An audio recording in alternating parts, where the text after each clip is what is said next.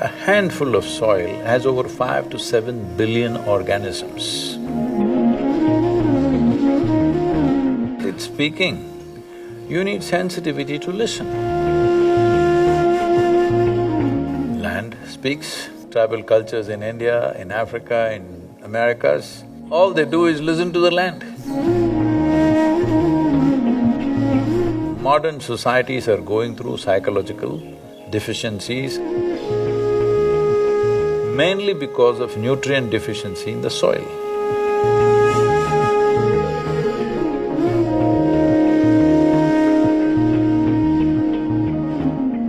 Today, actually in the afternoon, we were having a discussion, and I know plants and animals are living things, but I was confused, is a soil a living thing?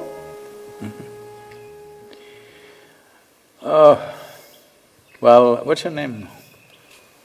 Name. Huh? Rishika? Rishika?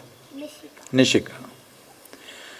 Nishika, it's very obvious that we are living, we are alive. Animals and birds which move are alive. But unfortunately, it took a long time for a whole lot of human population to realize plants are living. People always argued that plants are not living, they're just plants. Simply because they don't walk around. They're in one place, so we think they're not living. And when you cut them, the blood is not red in color. There is a kind of blood of its own, but it's not red in color because… See, the human way of looking at life has been like this. Even among human beings who don't look like us, of a different color, of a different race or a different kind, people have treated them as not human beings, not even life. Hello? You heard of slavery, you heard of genocides in the world, all these terrible things. All this is… don't think it is happening because somebody has some evil intention. This is all it is. When your ability to perceive and experience is very limited, this is how you respond to life. Now, you don't look like me, so I think you're not life. So, human beings, at least now in the world, hopefully, it may not be in everybody's minds, but largely have started accepting each other as human beings, whatever color, race, size, shape, whatever they are. Animals, we are beginning to recognize them as life, but still I want you to know, every day over 200 million animals are slaughtered. Obviously, we don't think they are as much life as us, isn't it? Hello? If we recognize them as just as much life as us, we may have to kill something to eat, but 200 million animals per day is definitely not needed. Everybody knows it is much more than any human being can eat, but still we're doing that. So wanton destruction of forests and lands have happened, but now that we have brought it to some control and people are beginning to understand trees and plants, plant life is also life. Now we're coming to soil. See, what you think is soil as a material, if you take it in your hand, a handful of soil has over 5 to 7 billion organisms, anywhere between 50 to 75,000 species, over 1,000, fungi and things like that. It's too much life. So just because there are microorganisms, does it become alive? Then how have we become alive? Over 60% of this body is microorganisms, and that's how we are alive. So if this contains so many microorganisms and cells and we are alive, if that has the same thing, why is it not alive? Simply because it just lies there, it doesn't stand up and dance like you. Hello isn't it? That's the only problem, it doesn't speak up, but it's speaking. You need sensitivity to listen. The trees are speaking their own language. You need to listen to know this. Otherwise, only if somebody shouts in your ear, they are speaking rest of the life is not speaking? No, every life is speaking in its own way. They're not saying unnecessary things like human beings, they're just saying what's needed for them. Land speaks. Any number of cultures in the world, both in India, tribal cultures in India, in Africa, in Americas, there are many people, all they do is listen to the land just listening to the land. If land was not alive, if the soil was not alive, how would it throw out so much life?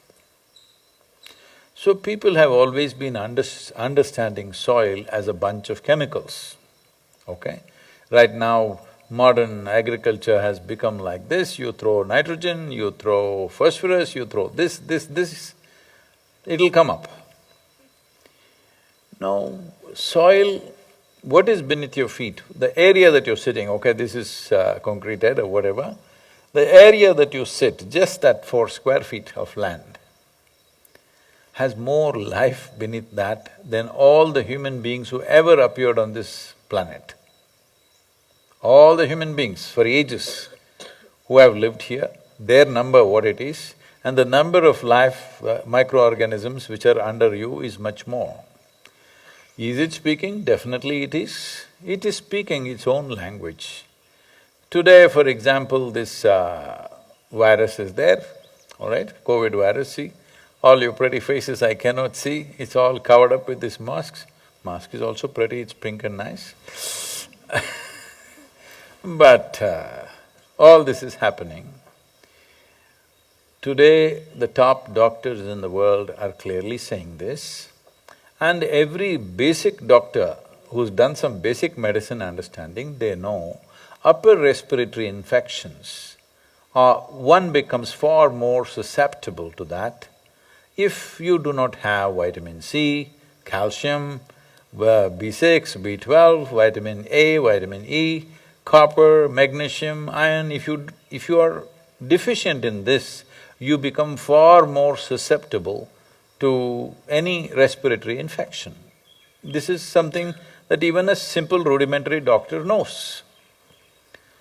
Well, today, most of our both physiological and psychological ailments, one may not think how psychological ailments and soil are concerned. There is a whole lot of study today to show how modern societies are going through psychological deficiencies and problems, mainly because of nutrient deficiency in the soil. It is alive. Only because it's alive, it sustains this life. If you don't keep it alive, then, in United States, generally people refer to soil as dirt. If that is dirt, we are all dirt bags. Hello? This is soil, isn't it? The food that we eat is coming from that, and here we are. Most people don't understand this till you bury them. Countless number of people who walked this planet before you and me, where are they? They're all topsoil. They all enrich the soil. We are benefiting from that. If we don't enrich the soil, future generations will not benefit from that. That's all we're talking about. It's very alive. So in this country and in many nations, in many cultures, people always refer to soil as mother. We say Thaimanno, even today, most farmers won't enter their land without bowing down because they recognize it as a living force. And because it is alive, that is why it nurtures life.